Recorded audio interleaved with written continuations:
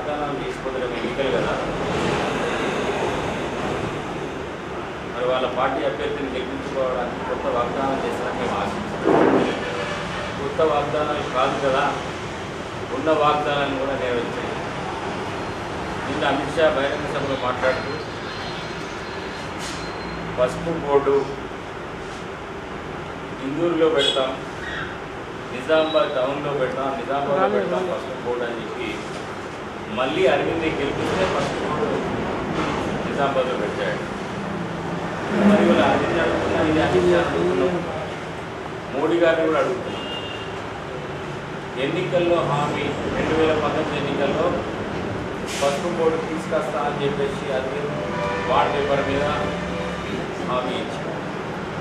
5 సంవత్సరాలు అయితే పసుపు బోర్డు ఎటుబాయి. ఆ తర్వాత స్వయాన ప్రధానమంత్రి మోడీ మొదటి అసెంబ్లీ ఎన్నికల్లో మాట్లాడుతూ, అది కూడా నేను చెప్పేది నవంబర్ మాట్లాడుతూ నిజామాబాద్లో పసుపు బోర్డు ఏర్పాటు చేయబోతున్నామని చెప్పి అక్కడి నుంచి వాగ్దానం చేశారు. మరి అసెంబ్లీ ఎన్నికలై 4.5 నెలలు అవుతుంది కానీ ఇప్పటి వరకు పసుపు బోర్డు గురించి మాట్లాడారు. మరి దాని విధి విధానాలు కానీ ఏ విధంగా ఏర్పాటు చేస్తాం, ఎక్కడ ఏర్పాటు చేస్తాం, దాని గురించి ఇప్పటివరకు మాట్లాడలేని నాయకులు ఈ భారతీయ జనతా పార్టీ. నిన్న అమిత్ షా మళ్ళీ మాట్లాడుతూ మళ్ళీ గెలిపాలండి అరవింద్ని మళ్ళీ గెలిపిస్తే పసుపు బోర్డు పెడతాడు. అంటే ఇంతవరకు నువ్వు చెప్పిందంతా కాగా మోసం, నువ్వు చెప్పేది అబద్ధాలా? ఇది మోసం అనుకోవాలా, ఇది దగా అనుకోవాలా, ఇది నయవంచన అనుకోవాలా? మరి అరవింద్ దీనికి సమాధానం చెప్పాలి కదా. నువ్వు పసుపు బోర్డు గురించి రైతులకు నువ్వు ప్రచారంలో పెరుగుతున్నావు కాబట్టి పోయిన ఎన్నికల హామీ పసుపు రైతులకు ఏమైందని చెప్పి అరవింద్ పసుపు బోర్డు ఎక్కడ కనబడుతుందండి? పసుపు బోర్డు తిక్కలేదు, అది పోయి నీకు అది రాని. ఇప్పుడు పోతాడు, నీకు పోయినసారి ఎన్నికల్లో కవిత గిట్ల గుణపాఠం చెప్పారు రైతులు, ఈసారి నీకు గుణపాఠం చెప్పారు. అబద్ధాలు ఆడినా, అహంకారానికి పోయినా, రోజులు కొట్టినా నిజామాబాద్ రైతులు సహించరు. అహంకారాన్ని అయితే అసలే సహించరు. నిజామాబాద్ జిల్లా రైతులు ఆత్మాభిమానం, ఆత్మగౌరవం ఉన్నోళ్ళు. ఈ అహంకారానికి ఈ ఎన్నికల్లో గుణపడింది. అదేవిధంగా బీడీ కార్మికుల గురించి మాట్లాడతాడు. ఇదే బీడీ కార్మికుల గురించి హాస్పిటల్ ఏర్పాటు చేస్తామని చెప్పాడు. ప్రత్యేక హాస్పిటల్ వాళ్ళ కోసం పెడతాను ఇప్పుడు ఈ ఎన్నికల్లో చెప్పింది. పోయిన ఎన్నికల్లో వాగ్దానం చేసి ఆ వాగ్దానం కూడా పూర్తి చేయకుండా మళ్ళీ అదే పాత చింతకాయ పచ్చడి, మళ్ళీ బీడీ కార్మికులకు మేము హాస్పిటల్ ఏర్పాటు చేస్తామని. అట్లా మళ్ళా మీ అబద్ధాలకి ఎన్నిసార్లు అబద్ధాలు చెప్తారు, ఎన్నిసార్లు వాగ్దానాలు చేస్తారు అంటే మీ జీవితాంతం వాగ్దానాలు చేస్తారు కానీ ఇచ్చిన వాగ్దానాలు మాత్రం నెరవేర్చారు. అదేవిధంగా షుగర్ ఫ్యాక్టరీ గురించి అరవింద్ ఒకటి మాట్లాడతాడు, అమిత్ షా ఒకటి మాట్లాడతాడు, మోడీ ఒకటి మాట్లాడతాడు. ఇదే అరవింద్ షుగర్ ఫ్యాక్టరీ తెరవాలని పాదయాత్ర చేసిన మాట వాస్తవం కాదా? ఏం చేసినావు విన్నాను, ఏం చేసినావు, ఏం పీకినావు విన్నాను. 5 సంవత్సరాలు ఎంపీగా ఉన్నావు. అప్పుడే రాష్ట్ర ప్రభుత్వంపై ఒత్తిడి తీసుకొచ్చి, కేంద్ర ప్రభుత్వం ఒత్తిడి తీసుకొచ్చి, అవసరమైతే కేంద్ర ప్రభుత్వం నుంచి నిధులు తీసుకొచ్చి నువ్వు చేసేది ఎవరి కోసం? నీ కోర్టుకు వేసిన రైతుల కోసమే కదా. కేంద్ర ప్రభుత్వంని అదే రోజు బతికినాడే రాష్ట్ర ప్రభుత్వంపై ఒత్తిడి తీసుకొచ్చిన వాడిదే ఇవాళ షుగర్ ఫ్యాక్టరీ ఓపెన్ అయ్యేది కదా. అరే ఏం మాట్లాడుతున్నావు? నువ్వేమో ఈ షుగర్ ఫ్యాక్టరీ ప్రభుత్వం నడిపేది, మేము ప్రైవేట్ వాళ్ళకి అమ్మేసి ప్రైవేటీకరణ చేసి మేము షుగర్ ఫ్యాక్టరీ నడిపిస్తా అని అరవింద్ అంటున్నాడు. నేను అమిత్ షా ఏమంటున్నాడు? కోఆపరేటివ్ సొసైటీని ఏర్పాటు చేసి అక్కడ చక్కెర ఫ్యాక్టరీ నడుస్తాయి కదా, అలాంటి కోఆపరేటివ్ సొసైటీస్ ఏర్పాటు నేను చూసినట్టున్నాను. ప్రసంగంలో ఆయన ఏమంటున్నాడంటే కోఆపరేటివ్ సొసైటీస్ ద్వారా మేము షుగర్ ఫ్యాక్టరీ నడిపిస్తాం, రైతులతో కోఆపరేటివ్ సొసైటీలు సహకార సంఘాలను ఏర్పాటు చేయించి ఆ షుగర్ ఫ్యాక్టరీ నడిపిస్తామంటున్నారు. ఇది ఎంతవరకు న్యాయం? అసలు రైతులు అడుగుతున్నది ఏంటిది? దాన్ని పూర్తిగా ప్రభుత్వమే స్వాధీనం చేసుకొని దాన్ని నడిపించాలని. ప్రభుత్వం స్వాధీనం చేసుకుని దానిలో రెండు లాభాలు ఉంటాయి. ఒకటి, చెరుకు రైతులకు గిట్టుబాటు ధర అందుతుంది.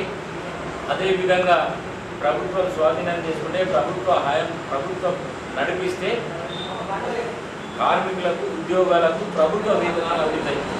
ఒక స్థిరమైన ఉద్యోగాలు ఉంటాయని చెప్పి ప్రభుత్వాన్ని స్వాధీనం చేసుకోమని అంటున్నారు. దానికి కాంగ్రెస్ పార్టీ ఎన్నికల్లో హామీ ఇచ్చింది. అసెంబ్లీ ఎన్నికల్లో రేవంత్ రెడ్డి గారు హామీ ఇచ్చింది, షుగర్ ఫ్యాక్టరీని తెరిపిస్తామని. షుగర్ ఫ్యాక్టరీని తప్పకుండా తెరిపిస్తామన్నాం. దానికి వాగ్దానాన్ని పూర్తి చేస్తున్నాం.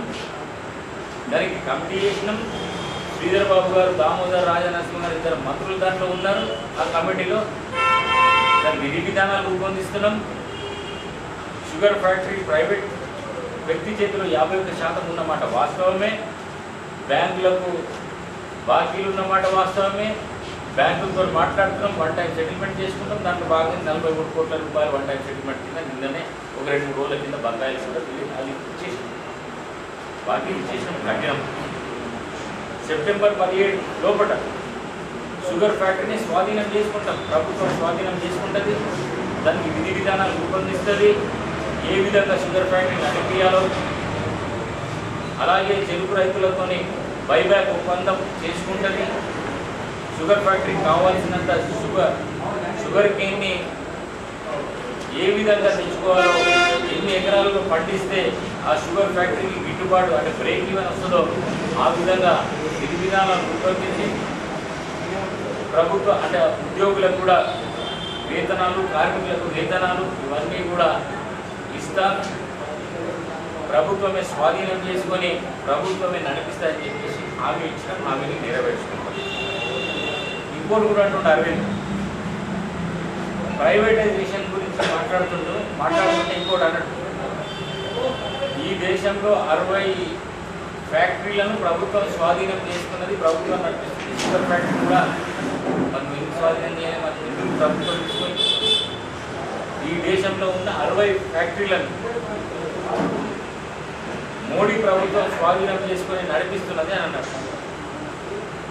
మరి షుగర్ ఫ్యాక్టరీ ఎందుకు చెప్పే చెదగత్తనం మీరు కూడా మాట్లాడుతున్నారు.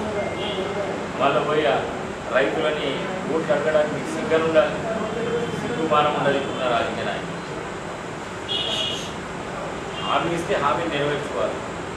ఒక రాజకీయ నాయకుడు అనేవాడు హామీ రైటింగ్ కాదు, రిటర్న్లో ఇవ్వాల్సిన అవసరం లేదు. ప్రజలు ఏమనుకుంటారంటే రాజకీయ నాయకుడు ఒక నోటికి వెళ్ళి ఒక మాట బయట నోటి మాటనే శాసనం అని అనుకుంటారు ప్రజలు. ఇట్లాంటి లేవు. అబద్ధాలు, లంగధనం, దొంగధనం అన్నింటికి ఉదాహరణ. అదేవిధంగా అసలు ఈ దేశంలో గత 10 రోజులుగా విపరీతమైన చర్చ జరుగుతుంది రిజర్వేషన్ల గురించి. భారతీయ జనతా పార్టీ మధ్య అధికారంలోకి వస్తే 400 సీట్లు ఎందుకు అడుగుతుందంటే రాజ్యాంగాన్ని మారుస్తాం, రాజ్యాంగాన్ని మార్చి రిజర్వేషన్లు తీసేస్తామనే ఒక కుట్ర జరుగుతుందని చెప్పేసి దేశ ప్రజలు చర్చించుకుంటారు. అది నిజమే.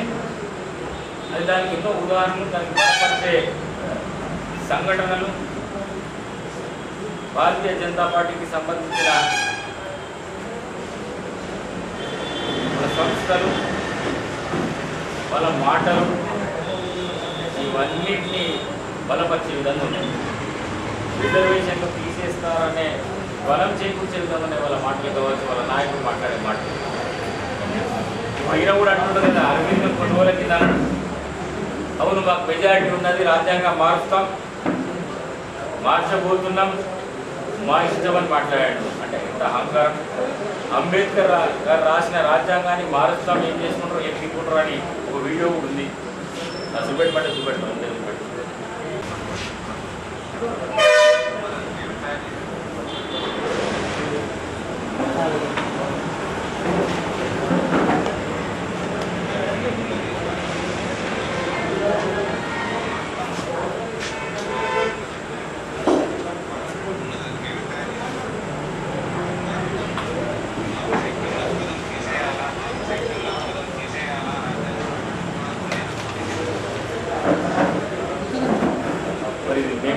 అమ్మా.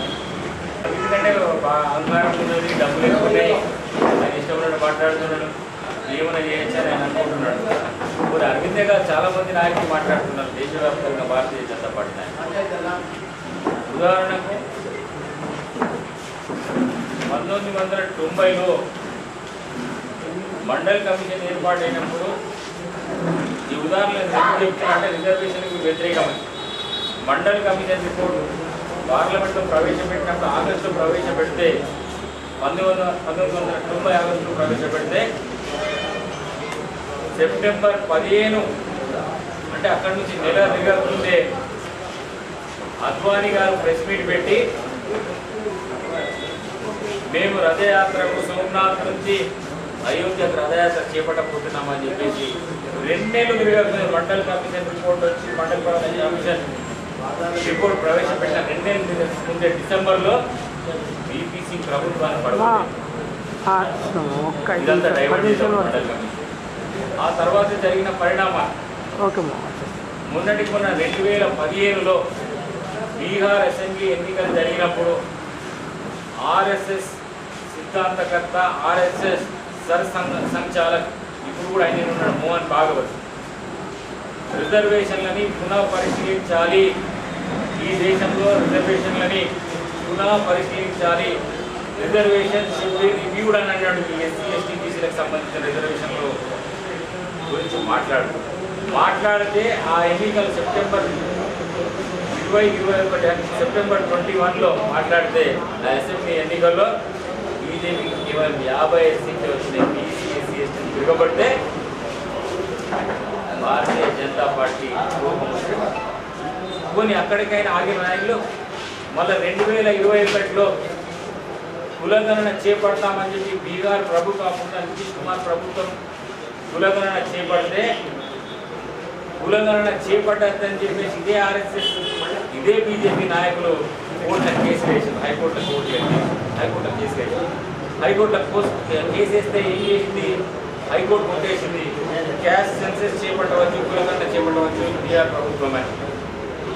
హైకోర్టులో కొట్టేసి సుప్రీంకోర్టు కూడా కొట్టేసింది. సుప్రీంకోర్టు కొట్టేసిన తర్వాత మళ్ళా కేంద్ర ప్రభుత్వం నుంచి తుషార్ మెహతా అప్పుడున్న సాలిసిటర్ జనరల్ మళ్ళీ అఫిడేవిట్ సబ్మిట్ చేసాడు. రాష్ట్ర ప్రభుత్వానికి హక్కు లేదు కులగణన చేయడానికని. కానీ కేంద్రం అప్పుడు సుప్రీంకోర్టు ఏం చెప్పిందంటే క్యాస్ట్ సెన్సెస్ కులగణన చేయొచ్చని చెప్పి సుప్రీంకోర్టు చెప్పింది. బీహార్ ప్రభుత్వం దాన్ని చేపట్టింది.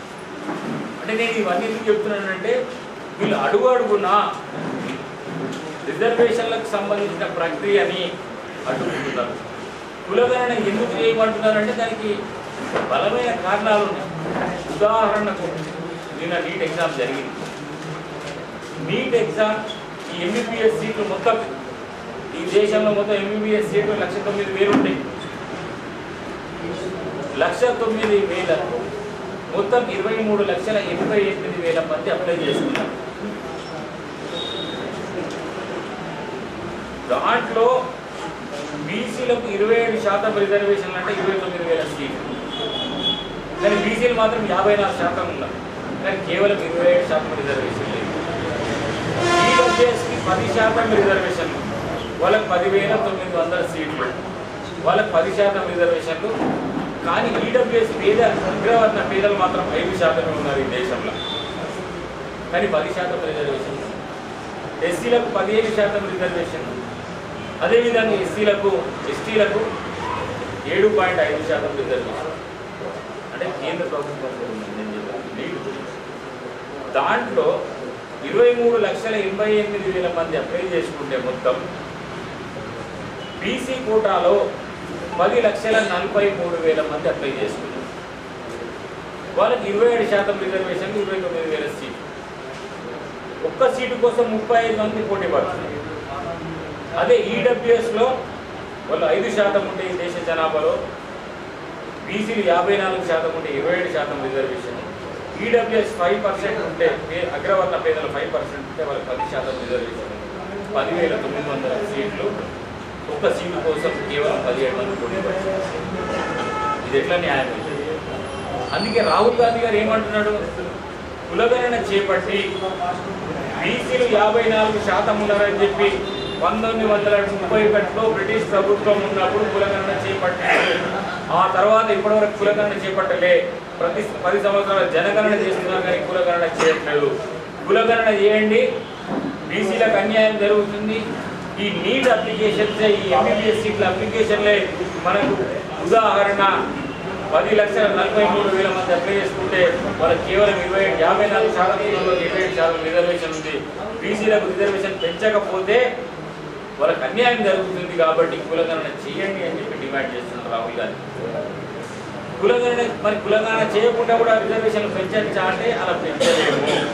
కులగణన చేపడితేనే అప్పుడు ఏ క్యాస్ట్ ఎంత ఉన్నదని తెలిస్తేనే రాజ్యాంగం ఒప్పుకుంటుంది. కాన్స్టిట్యూషన్ అన్నది కులగణన చేపడితేనే ఆ రిజర్వేషన్లు పెంచడానికి ఒప్పుకుంటుంది. లేకపోతే కులగణన చేయండి, కాన్స్టిట్యూషన్లో రూల్ ఉంది కులగణన చేయమని. మరి కులగణన చేయకపోతే మరి బీసీలకు రిజర్వేషన్ ఎట్లా పెరుగుతుంది? మరి బీసీలకు ఎట్లా న్యాయం జరుగుతుంది? మరి అరవింద్కి తెలియదా? మా అరవింద్ నేను అమిత్ షా ఎందుకు మాట్లాడట్లేదు కులగణన గురించి?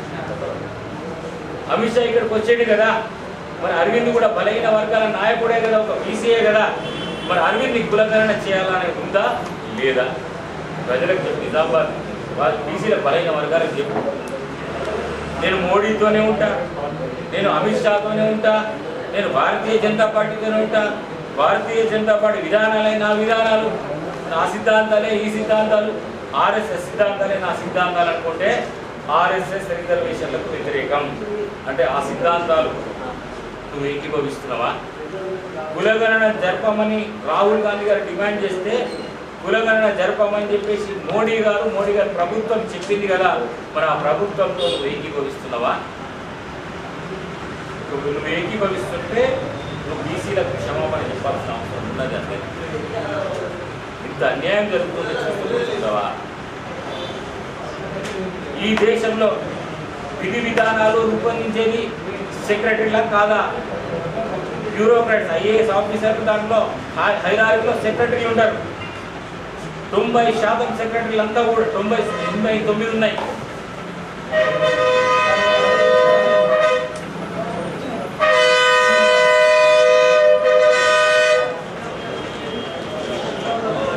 సెక్రటరీలు ఎవరైతే విధి విధానాలు రూపొందిస్తారో ఈ దేశంలో బ్యూరోక్రాట్స్, ఐఏఎస్ ఆఫీసర్స్, వాళ్ళు ఎంతమంది ఉన్నారంటే 89 మందిలో ఎస్సీలు 1, ఎస్టీలు 3, ఓబీసీలు 0, బీసీలు ఒక్కడు కూడా దిక్కులేడు. ఒక్కడు కూడా బీసీ దిక్కులేడు. వీళ్ళే కదా విధి విధానాలు రూపొందించేది. ఫండ్స్ కావాలన్నా లేకపోతే ఏవైనా కానీ విధానాలను చేపట్టాలన్నా, ఇప్పుడు రిజర్వేషన్లు పెంచాలన్నా కానీ వీళ్ళే కదా, సెక్రటరీలే కదా విధి విధానాలు రూపొందించేది. అలలో ఒక బీసీ కూడా లేకపోతే ఎట్లా న్యాయం జరుగుతుంది? మనకు ఇది భారతీయ జనతా పార్టీ విధానం. ఎవడు ఉండద్దు, ప్రభుత్వ రంగ సంస్థలను అమ్మేయాలా, అమ్మేసి మొత్తం ప్రైవేటైజేషన్ చేయాలా. ప్రైవేటైజేషన్ చేస్తే ఈ రిజర్వేషన్లు ఉన్నాయి. ఈ రిజర్వేషన్ లేకపోతే నష్టం జరిగేది ఎవరికి? బీసీ, ఎస్సీ, ఎస్టీలకి కదా. మొత్తం అమ్మేస్తున్నారు ప్రభుత్వ రంగ సంస్థల్ని. అదేవిధంగా 30 లక్షల ప్రభుత్వ ఉద్యోగాలు, కేంద్ర ప్రభుత్వ ఉద్యోగాలు ఉంటే 10 సంవత్సరాల కాలంలో వీటిని ఖాళీ పెట్టింది కానీ ఇప్పటివరకు వీటిని భర్తీ చేయలేదు. భర్తీ చేస్తే మళ్ళీ రిజర్వేషన్లు అమలు చేయాలా. 50% మంది బీసీ, ఎస్సీ, ఎస్టీలకు న్యాయం జరుగుతుంది. ఎందుకు అమలు చేయలేదు? మరి దీని గురించి సమాధానం చెప్పాలా? ప్రభుత్వ రంగ సంస్థలను ఎందుకు ప్రైవేటైజ్ చేసిందో దానికి చెప్పాలా?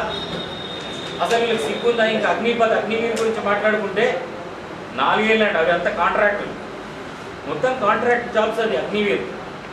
వాళ్ళు పోయి ఆ అగ్నివీర్ అనేటువంటి ఆ బార్డర్ మీద ఉండాలి. ఈజ్ ఎ జవాన్ అంటే సోల్జర్, ఈజ్ ఎ సోల్జర్. 4 ఏళ్ళైనట కాంట్రాక్ట్. దాంట్లో 6 నెలలే ట్రైనింగ్ చేస్తే 6 నెలలే ఇస్తారట ట్రైనింగ్, స్కిల్ ట్రైనింగ్. 6 నెలల ట్రైనింగ్తో జవాన్ చైనా సోల్జర్తో కొట్లాడగలుగుతాడా? వీటి పక్కన పాకిస్తాన్తో కొట్లాడగలుగుతాడా? మరి ఇవన్నీ కాంట్రాక్ట్. రాబోయే కాలంలో ఏం చేద్దాం? ఆర్మీలు కూడా కాంట్రాక్టే. ఆర్మీలు కూడా అదానికో అంబానీకో అమ్మేస్తాడు. తప్పు కాదా ఇది? ఇది దేశ భద్రతకు ముప్పు కాదా? ఇట్లా చేస్తారా?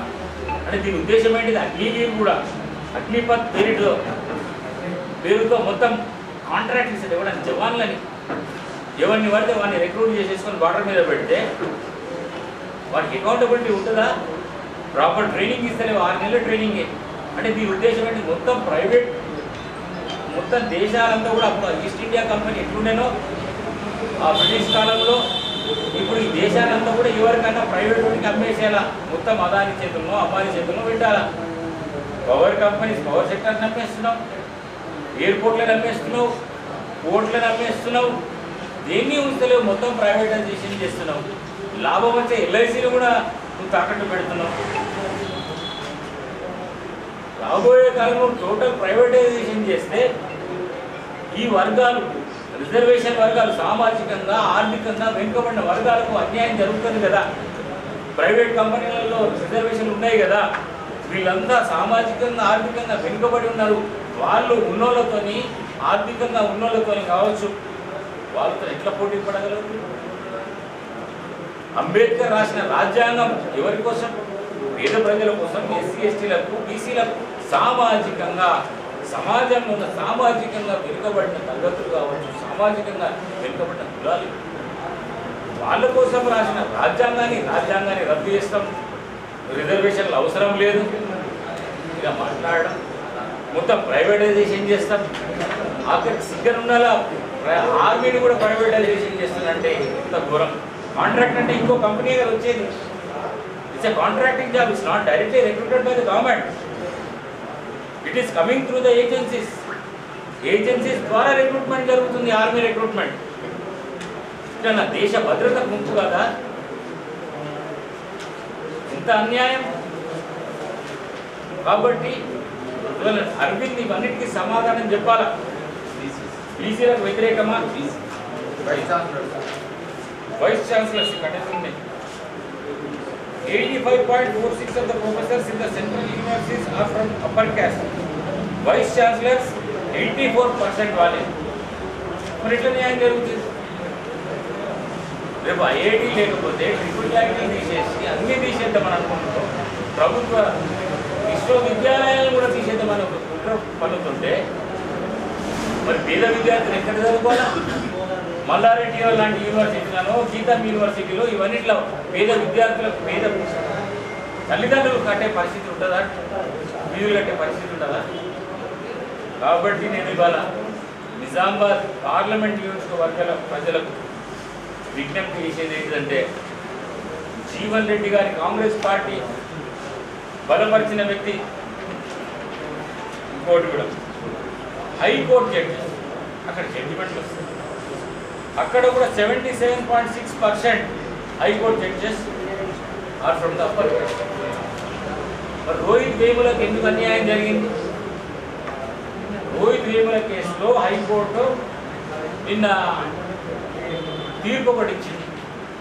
సరే, ఎక్కడ జరిగింది? పోలీసు వాళ్ళు ఇచ్చినది. ఆ డాక్యుమెంటేషన్ చదివి ఆ తీర్పు ఎవరికి ఫేవర్లు ఇచ్చారు? అప్పర్ క్యాస్ట్లకు ఫేవర్లు ఇచ్చింది కదా. మరి అందుకే న్యాయం జరుగుతుంది. రోహిత్ వేముల విషయంలో న్యాయం జరగలే. రోహిత్ వేముల అవమానించింది కాబట్టి, ఇమిటేట్ చేసింది కాబట్టి ఆయన సూసైడ్ చేసుకున్నాడు. కానీ హైకోర్టు జడ్జిమెంట్ ఇవాళ ఏముంది? కాదు ఆయన ఎస్సీ కాదు, ఆయన బీసీ అని తెలిసిపోయింది కాబట్టి ఆయన అడ్మిషన్ క్యాన్సిల్ అవుతుంది అని చెప్పేసి ఆయన భయంతో సూసైడ్ చేసుకున్నారని చెప్పేసి ఒక జడ్జిమెంట్. అంటే ఉదాహరణకు రోహిత్ వేముల అనే కదా, నిన్న మొన్నొచ్చిన జడ్జిమెంటే కదా. మరి ఎట్లా న్యాయం జరుగుతుంది? అందుకే రాహుల్ గాంధీ గారు ఏమైతే అంటున్నాడో, కులగణన గురించి కావచ్చు, రేపు రాబోయే కాలంలో క్యాస్ట్ కులగణన చేపట్టి అన్ని లెక్కబట్టి బీసీ, ఎస్సీ, ఎస్టీలకు న్యాయం చేస్తామని అంటున్నాడు. అన్నింటిలో వాటా ఇస్తాం, ప్రభుత్వ సంస్థల్లో వాటా ఇస్తాం, ప్రభుత్వ ఉద్యోగాల్లో వాటా ఉంటుంది. దామాషా పద్ధతిలో బలైన వర్గాలకు, ముఖ్యంగా వెనుకబడ్డ తరగతుల బీసీలకు న్యాయం చేస్తామని రాహుల్ గాంధీ గారు అంటున్నారు. కాబట్టి బీసీలను ఆలోచించాల్సిన అవసరం ఉన్నది. ఎస్సీ, ఎస్టీలు, అగ్రవర్ణ పేదలు కూడా ఆలోచన చేయాలా. రిజర్వేషన్ల కోసం మనం కాంగ్రెస్ పార్టీని గెలిపించుకోవాల్సిన అవసరం ఉన్నది. కాంగ్రెస్ పార్టీ బలపరిచిన జీవన్ రెడ్డి గారిని ఈ నిజామాబాద్ నియోజకవర్గ ప్రజలకు పార్లమెంట్ నియోజకవర్గ ప్రజలకు మేమంతా విజ్ఞప్తి చేస్తున్నాం, జీవన్ రెడ్డి గారిని గెలిపించండి. రేపు రైతులకు, మహిళలకు, పేద విద్యార్థులకు, బీసీలకు, ఎస్సీలకు, ఎస్టీలకు అందరికీ కూడా న్యాయం జరుగుతుందని చెప్పి సందర్భంగా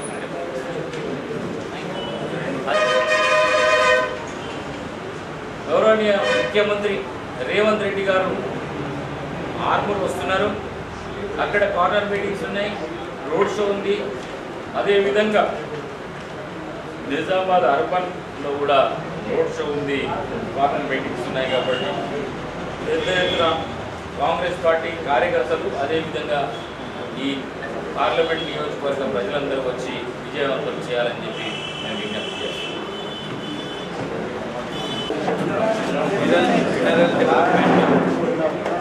చైర్మన్ గారైన శ్రీ వీరవల్లి గారి ఆధ్వర్యంలో అమర్వాడి సాయిబాబా టెంపుల్ చైర్మన్ గారు మాదాని శ్రీధర్ గారు, నారాయణ శివమ్మ, దేవ శోభ